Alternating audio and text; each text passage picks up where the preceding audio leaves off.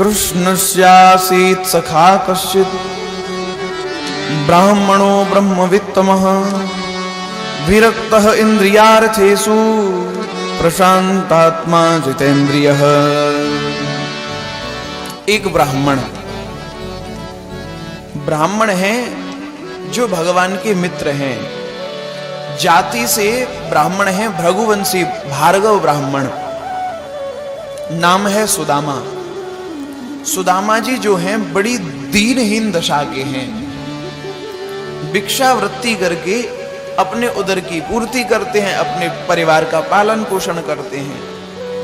परंतु सुदामा जी को कहीं भी दरिद्र नहीं कहा गया है। सुदामा जी को कहीं भी दरिद्र नहीं कहा।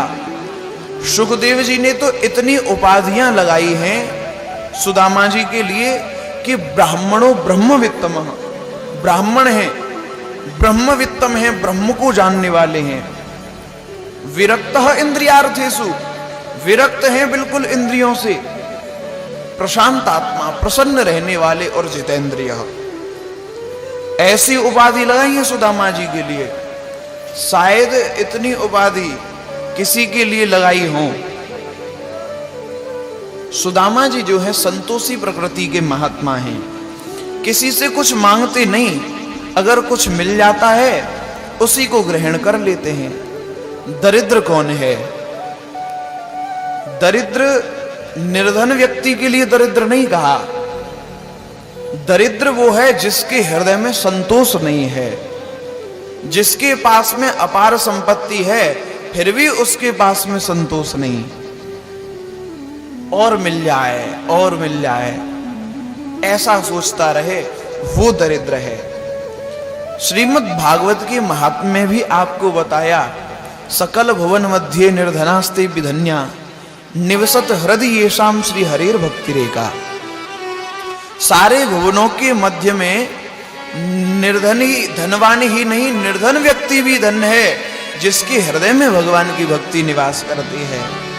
कबीरा सब जग निर्धना, धनवंता नहीं कोई, धनवंता सुई जानिए जाके राम नाम धन हो। संसार में वही व्यक्ति धन्य है जिसके ऊपर भगवान की कृपा है। वही धनवान है जिसके हृदय में भगवान की भक्ति है। एक दिन सुदामा जी भिक्षावृत्ति करने के लिए गए थे। सुदामा जी भिक्षावृत्ति करने के लिए गए।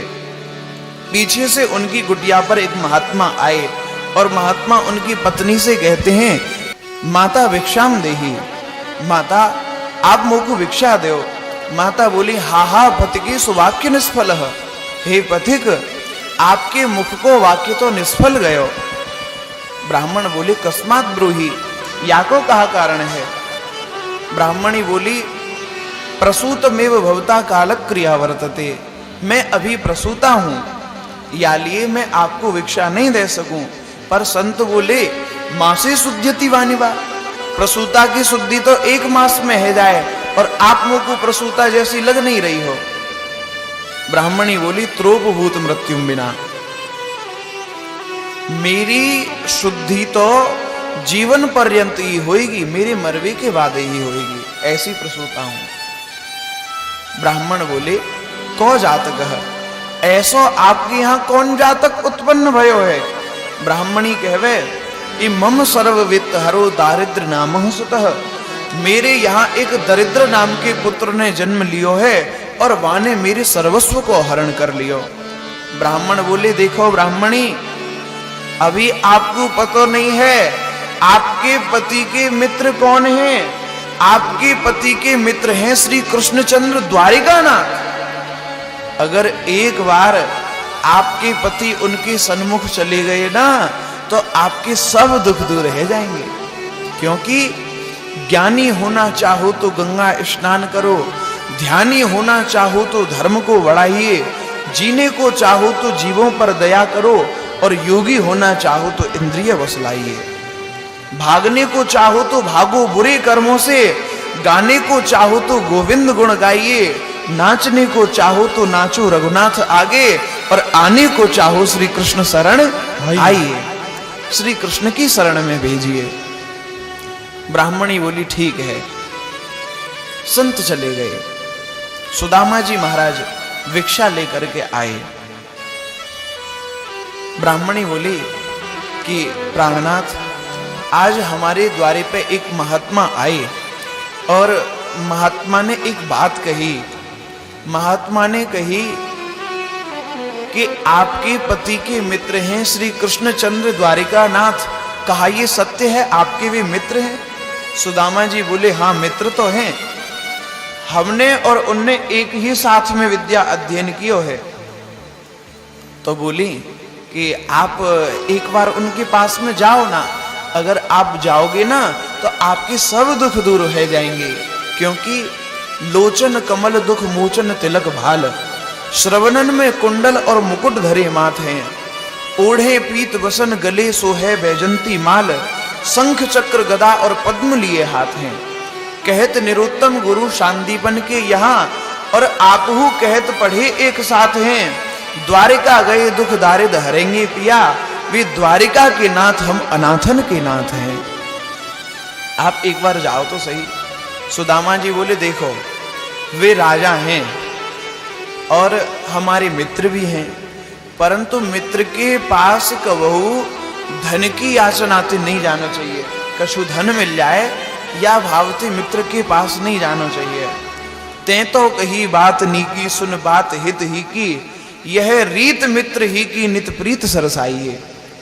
चित्त के मिले पे वित्त चाहिए परस्पर, मित्र घर जेवें तो आप हु जेवाइए। वे हैं महाराज जोर बैठत समाज भूप, तहां यह वेश जाए कहा सक चाहिए। दुख और सुख दिन काटे ही बनेंगे पिए, विपत्ति परे भूल मित्र के न जाइए। विपत्ति काल में कभी भी मित्र के यहाँ नहीं जाना चाहिए। विपत्ति काले मित्रस्य न गच्छेद गृहम उत्तमम। विपत्ति काल में मित्र के यहाँ नहीं जाना चाहिए। ब्राह्मणी बोली सुनो, एक बात कहूं, जा दिन ते आपके घर में आई हूं ना, कहा देखो है मैंने, कछु ना देखो। अब कह दूंगी तो तुम बुरो मान जाओगे। बोले नाय नाय कह दो, कहा कहनो है तुम्हें। बोली बताऊं, कहा देखो है आपके या घर में। कूदो समाज रुतो भर पेटना, चाहत ना दधी दूध मिठौती, शीत व्यतीत गयो शिष्याति ही, हों हटती पर तुम्हें ना हटोती। जानती जो हितु हरसे, तो काहे को द्वारिका ठेल पठौती।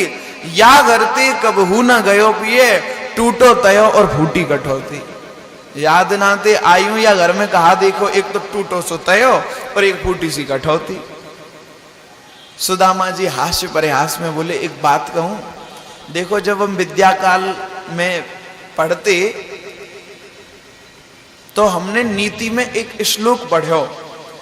वाको भाव ये हो कि जो पुरुष को पुत्र प्राप्त होए वो पुरुष के भाग्य ते प्राप्त होए, और धन जो प्राप्त होए वो स्त्री के भाग्य ते प्राप्त होए। अब जाद नाते आप आई हो, लक्ष्मी जी तो आई नहीं और दरिद्र नारायण हमारे घर में आए गए।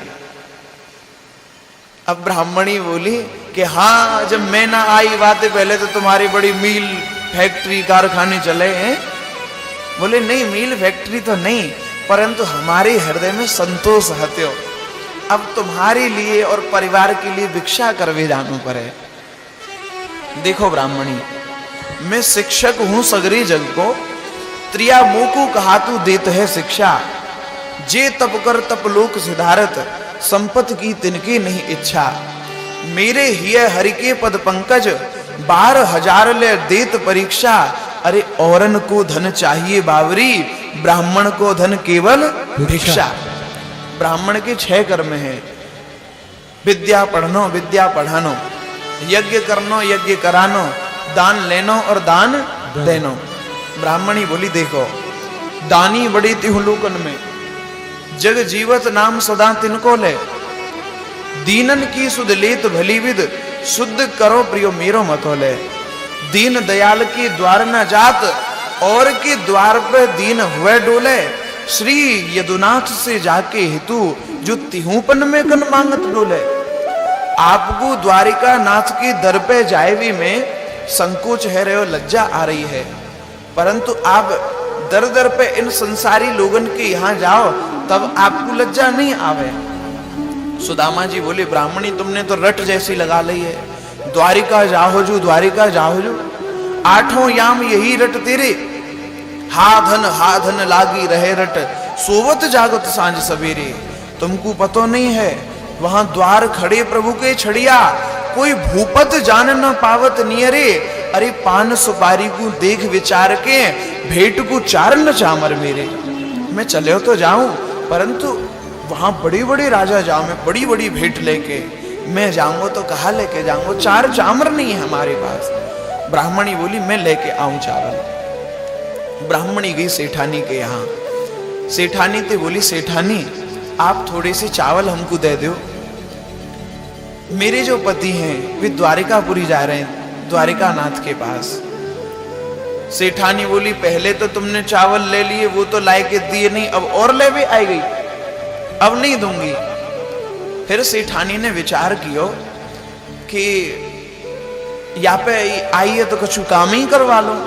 एक बोरी चावल लेके आई, बोली, सुन एक काम कर दे तू मेरा, यहाँ बैठ जा, यहाँ में ते टूटे चावल अलग कर दे और साजे चावल अलग कर दे। ब्राह्मणी सूप में लेके बैठ गई। ब्राह्मणी ने साजे चावल सब एक लंकू कर दिए और जो टूटे चावल सूप में हते उनने लेके बैठी, और बार बार ब्राह्मणी अपनी दशा को देख के रो रही है। ब्राह्मणी की आंखन में आंसू आए गए कि आज हमारी कैसी दशा है, हमारे पास में द्वारिका नाथ की भेंट के लिए 4 चामर नहीं है। ब्राह्मणी ने रोते रोते वह सूप में सब टूटे चावल जो होते सब गीले कर दिए। सेठानी निकल के आई, सेठानी ने देखो कि ब्राह्मणी रो रही है और यानी सब चावल गीले कर दिए, अब ये चावल मेरे का ही काम किए। सेठानी बोली, ब्राह्मणी तैने तो ये सब चामर बेकार कर दिए, ऐसो कर इन चावलन को अब तू ही ले जा। ब्राह्मणी उन टूटे हुए चावलों को लेकर के घर पे आई, पर बार बार ब्राह्मणी अपने मन में विचार कर रही हैं।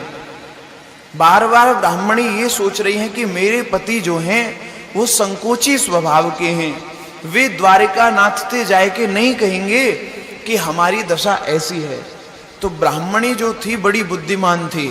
ब्राह्मणी ने अपनी बुद्धिमत्ता का परिचय देते हुए क्या किया कि एक फटा हुआ वस्त्र लिया जिसमें बहुत सारे छेद ही छेद हैं, और उस वस्त्र को कई बार गही करके और उसमें वो चावल रख दिए, चावल रख के बांध दिए।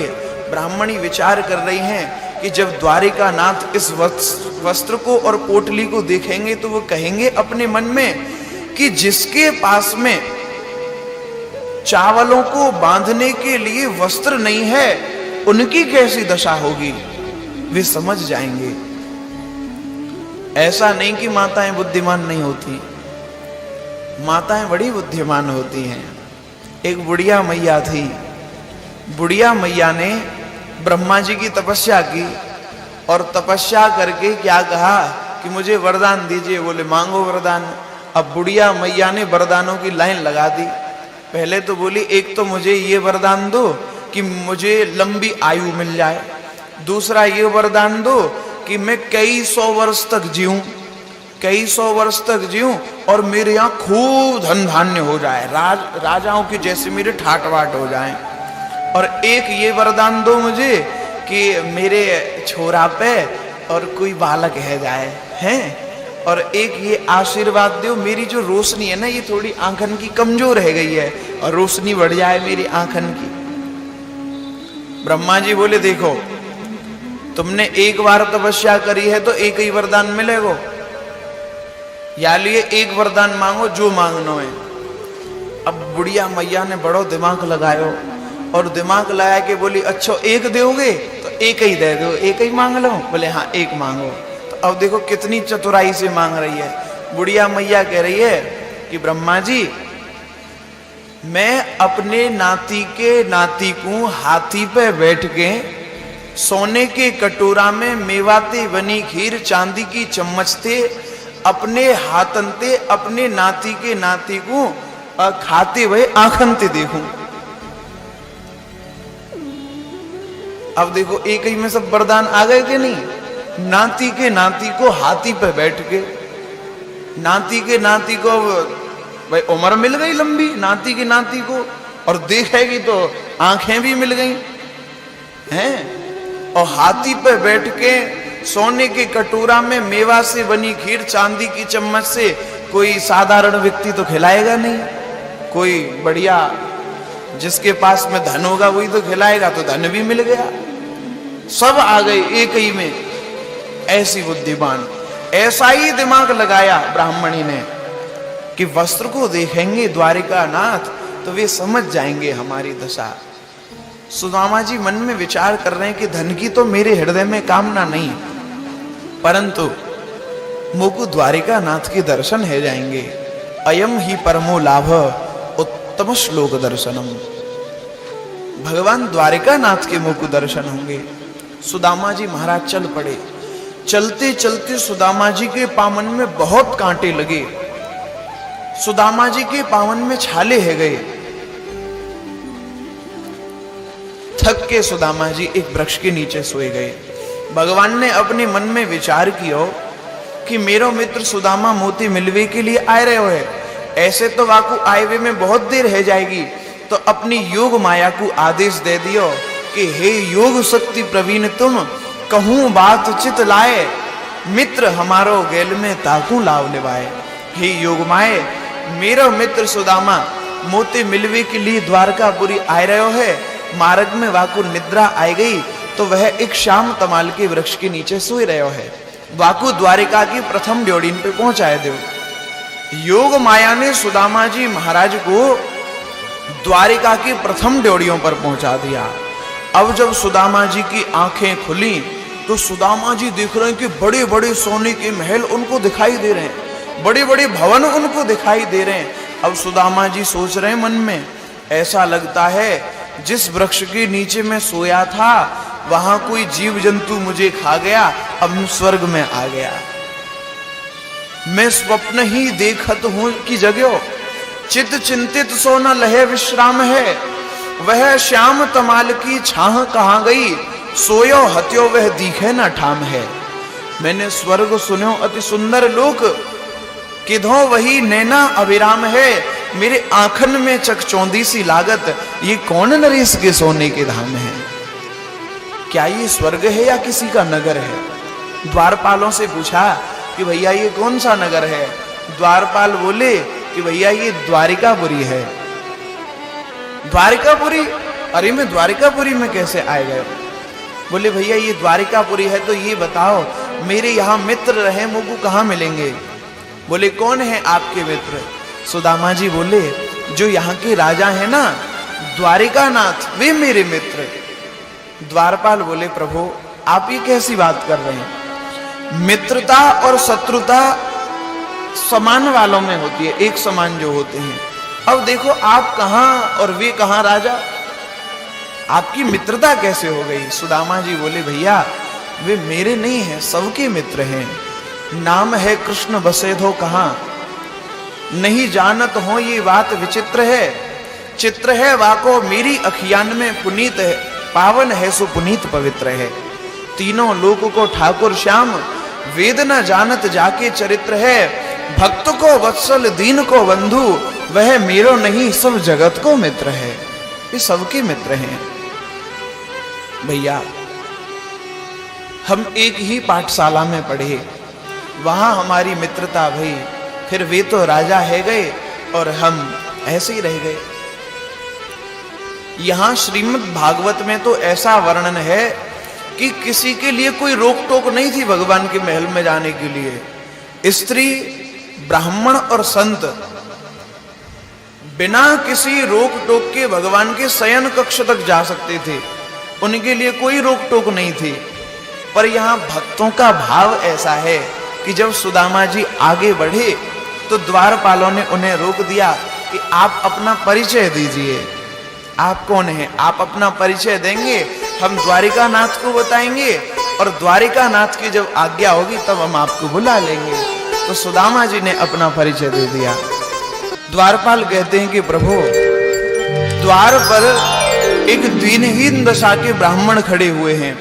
शीश पगाना जगा तन पे, जान को आए बसो के ही ग्रामा, धोती फटी सी लटी डुपटी, पाह उपाहन की नहीं स्वामा। द्वार खड़ो दुज दुर्बल देह, रहो चक्षुं वसुधा अविरामा, पूछत दीन दयाल को धाम, बतावत आपनो नाम सुनामा। और जैसे ही द्वारिका नाथ ने सुदामा नाम सुना, तुरंत अपने सिंहासन को छोड़ करके पैदल ही दौड़ पड़े। जैसे ही सुदामा जी को दूर से देखा तो सुदामा करते करते ठाकुर जी दौड़ पड़े और सुदामा और कृष्ण एक साथ में मिल गए। बोलो भक्तवत्सल भगवान की जय। दोनों की आंखों से अश्रु प्रपात हो रहा था। दोनों ने एक दूसरे को जकड़कर पकड़ा हुआ है। बहुत देर तक ऐसे ही पकड़े रहे, परंतु जब बहुत देर हो गई तो ठाकुर जी अपने मन में विचार करते हैं कि मेरा मित्र दुबला पतला है, कहीं इसे कष्ट ना हो जाए मेरे बंधन से। सुदामा जी भी विचार कर रहे, मैं दुबला पतला हूं, कहीं मेरी हड्डियां इसको चुभ ना रही हों, बड़ा कोमल है। दोनों ने अपने बंधन ढीले किए। ठाकुर जी बोले, भैया सुदामा, तुम तो मुझ को भूल गए, तुम मुझे मिलने के लिए क्यों नहीं आए? तुम मुझ को भूल गए? सुदामा जी बोले, भैया मैं तुमको भूलो नहीं, मैं तो तुम्हें प्रत्येक क्षण प्रत्येक पल याद करते रहे हो, परंतु ये जीव की अल्पज्ञता है जो थोड़ा सा सुख पाए कि तुम्हें भूल जाए। ठाकुर जी बोले, भैया बहुत दिना में आए हो, आप भीतर आओ महल में। ठाकुर जी सुदामा जी को लेकर के महल में आए और अपने उस सिंहासन पर बिठाया जिस सिंहासन को स्पर्श देवता भी नहीं कर सकते थे। केवल पाद पीठ का जहां भगवान चरण रखते हैं उस स्थान को भी केवल अपने मस्तक से स्पर्श कर सकते हैं। उस स्थान पर बिठाया सुदामा जी को। सब द्वारपाल देख रहे हैं कि ये कौन है, कहां से आए। भगवान ने रुक्मिणी जी से कहा, रुक्मिणी जाओ जल लेके आओ और ब्राह्मण देवता के चरण धो। सुदामा जी के लिए जल लेने के लिए गई, चरण धोने के लिए रुक्मिणी जी जब तक जल लेकर के आती, परंतु ठाकुर जी ने सुदामा जी के चरणों को हाथ में लेकर देखा तो उनकी आंखों से आंसू आ गए। जल लाने से पहले भगवान ने अपने आंखों के जल से ही चरणों को धो दिया। कैसे बिहार विवाइन के लगे पंकंटक आने, लगे पुनि जोए हाय महा दुख पायो सखा, तुम आए ते न किते दिन को। देख सुदामा की दीन दशा, करुणा करिगे करुणा निधि रोए। पानी परात को हाथ छुओना, नैनन के जल सो पग धोए। नैनन के जल सो पग धोए। भगवान ने अपने नैनों के जल से सुदामा जी के चरण धो डाले। पूछने लगे, भैया हम और तुम एक ही साथ पाठशाला में पढ़े थे, उसके बाद में हमारा मिलना नहीं हो पाया, तुम्हारा विवाह तो हो गया। सुदामा जी बोले, हाँ भैया विवाह है गयो। तो भैया घर में भाभी भी होगी? बोले, हाँ भैया भाभी है। तो कैसी है भैया? भाभी बड़ी बढ़िया है, बड़ी सुशीला है, पतिव्रता है, और भैया तेरा खूब भजन करे। बोले, अच्छो घर में भाभी है तो भाभी ने सौगात जरूर भेजी होगी कछु। कछु भाभी हमको दियो सो काहे नहीं दे। अगर कछु भाभी ने हमारे ताई दियो हुए तो वाकू आप हमें दे दो। सुदामा जी बोले, भैया मैं तो को कहा दे सकूं, तू इतनी बड़ी द्वारिका को राजा है, तो को देवे के लिए मेरे पास में कहा है, मैं कछु लेके नहीं आयो। पर भगवान समझ गए, बोले पहले चना गुरु मात दिए, तुम चाव लिए हमको नहीं दीने। कृष्ण कहो मुस्काए सुदामा सो, चोरी की बाहन में हो जो प्रवीणे। तुम कांख में पोटरी चाप रहे, खोलत नाए सखारस बीने। वह पहली टेव अजऊ ना गई, जैसे कि भाभी ने तंदुल दीने। वह पुरानी टेव को अब तो छोड़ दो, या भाभी की सौगात को तो दे दो। सुदामा जी बोले, भैया मैं डर गयो। मैंने जब ये 56 करोड़ यदुवंशीन की सभा देखी, तो मैंने मन में विचार किया कि ये सब कहा कहेंगे। द्वारिका नाथ का मित्र आया और क्या लेकर के आया? भैया मेरे मन में मनमोहन ममता ही तुमते मिलवे की। धन की तृष्णा तन रहो नहीं हाथ में, हाथे भय नाते पेट भर नहीं कन पाते। ताते अन्न खाते वीरानो अन्न खात में, आंधी की भूकन सो फूसू उड़ जातो। वो कुटियाहू आंसू बहावत ही बरसात में, भाग्यन के भाजन में भर के ही मित्र श्याम, भेजी तेरी भाभी ने दरिद्रता सौगात में। भैया कछु नहीं है, ये तेरी भाभी ने टूटे से चावल दिए हैं, ले तो इनको ले ले। सुदामा जी ने हाथ बढ़ा दिए और कह रहे हैं, कृपा की ना होती जो आदत तुम्हारी। कृपा की न होती जो आदत तुम्हारी। कृपा की न होती जो आदत तुम्हारी, तो सुनी ही रहती अदालत तुम्हारी। तो सुनी ही रहती अदालत तुम्हारी। कृपा की न होती जो आदत तुम्हारी। कृपा की न होती जो आदत तुम्हारी। गरीबों के दिल में जगह तुम न पाते हो। गरीबों के दिल में जगह तुम न पाते,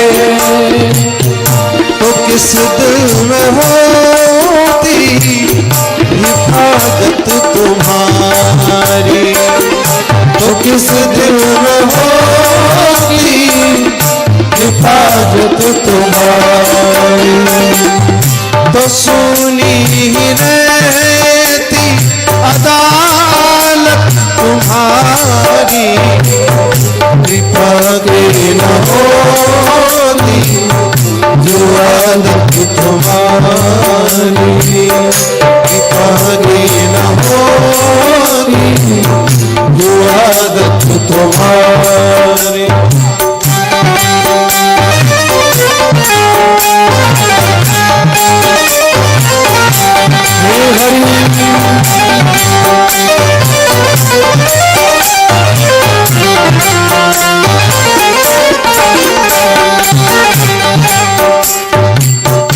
गरीबों की दुनिया है आबाद तुमसे।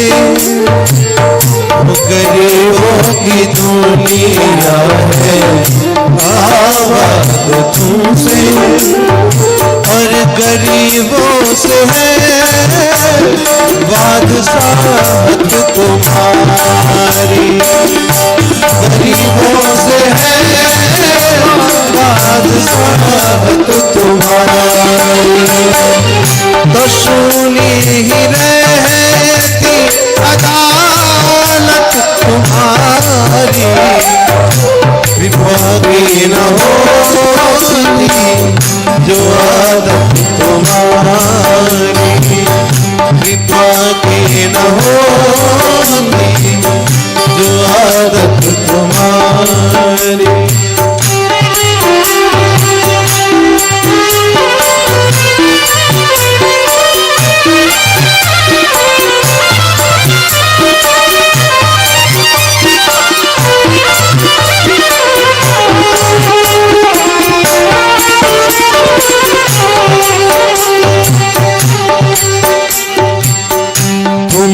तुम्हारी ही उल्फत के रघुबिंदु है ये, ओ तुम्हारी ही उल्फत के रघुबिंदु है।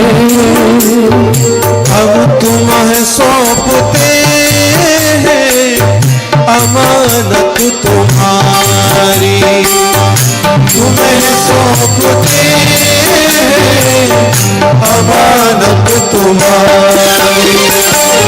तो सुनी रहती अदालत तुम्हारी, तो सुनी रहती अदालत तुम्हारी। कृपा की न होती जो आदत तुम्हारी, कृपा की न होती जो आदत तुम्हारी, कृपा की न होती जो आदत तुम्हारी। सुदामा जी ने अपनी कांख से वो पोटली निकाल करके कृष्ण को दे दी। ठाकुर जी अपने मन ही मन बड़े प्रसन्न होने लगे। कह रहे हैं कि वैसे तो सुदामा के हृदय में धन की कोई कामना नहीं है, फिर हूं मैं भैया सुदामा को वह धन दूंगा जो कि इन देवतान को भी दुर्लभ है। प्राप्तो मामश्य दास्यामी संपद्यो मर्त दुर्लभा। इतनी संपत्ति दूंगा जो कि इन देवतान के लिए भी दुर्लभ है। भगवान ने एक मुट्ठी तंदुल खाए और एक मुट्ठी तंदुल खा करके सुदामा जी के लिए एक लोक की संपत्ति प्रदान की। श्रीमद् भागवत में तो यहां एक ही मुट्ठी तंदुल खाने का वर्णन है, परंतु अन्य ग्रंथों में 2 मुट्ठी तंदुल खाने का भी वर्णन आता है।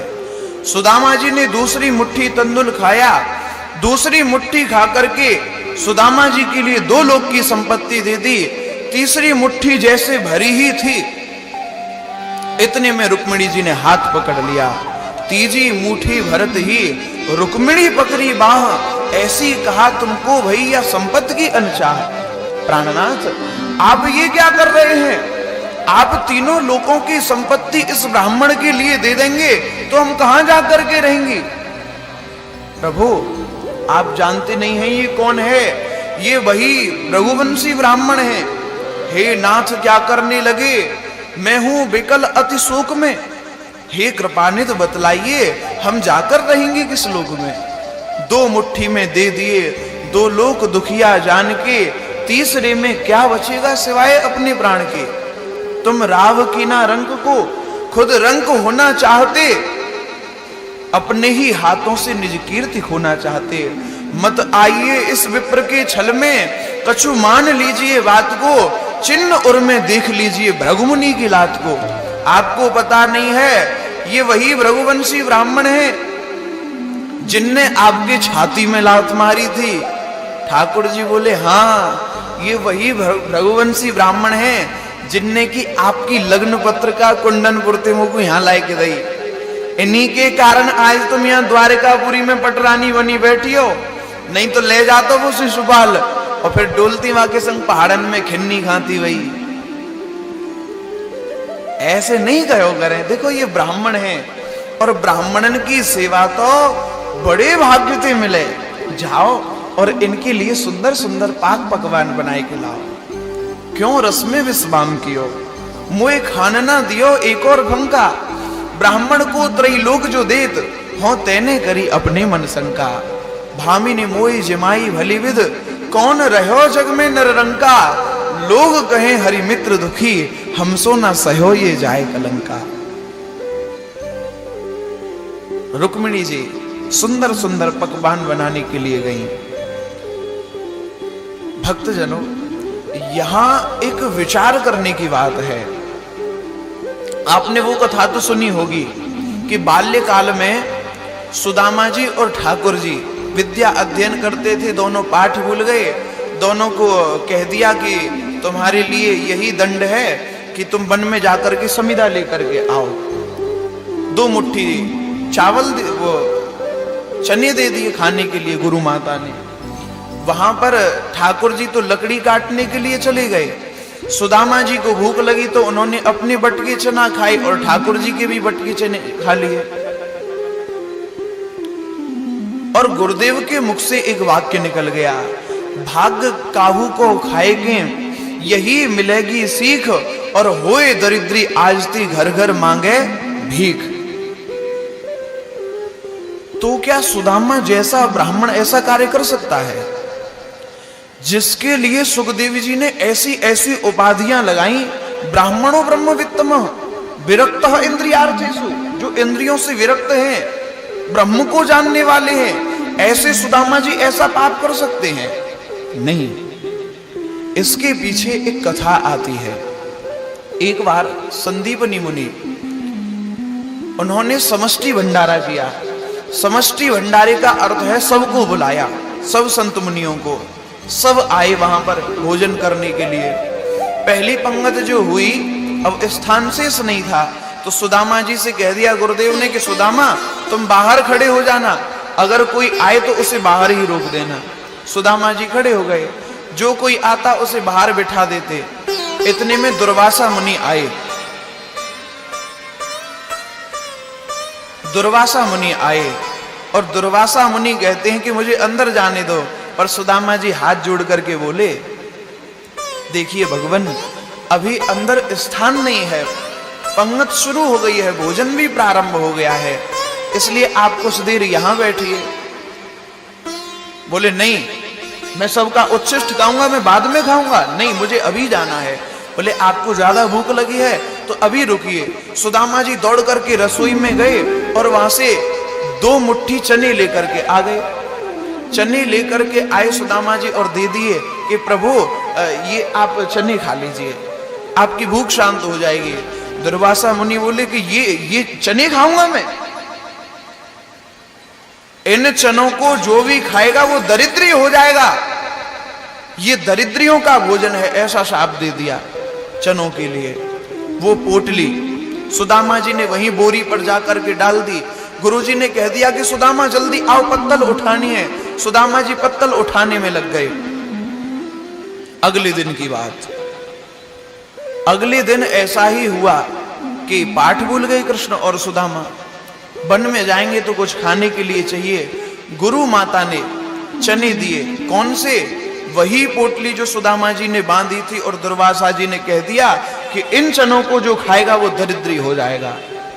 सुदामा जी ने संकोच के कारण डर के मारे गुरुजी से नहीं कहा, उस पोटली को साथ में ले लिया और दोनों वन में आ गए। जब ठाकुर जी समिधा काटने के लिए गए तो सुदामा जी अपने मन में बार बार सोच रहे हैं कि दुर्वासा जी ने कहा है इन चनों को जो खाएगा वो दरिद्री हो जाएगा, क्या ये चने में कृष्ण को खाने दूं?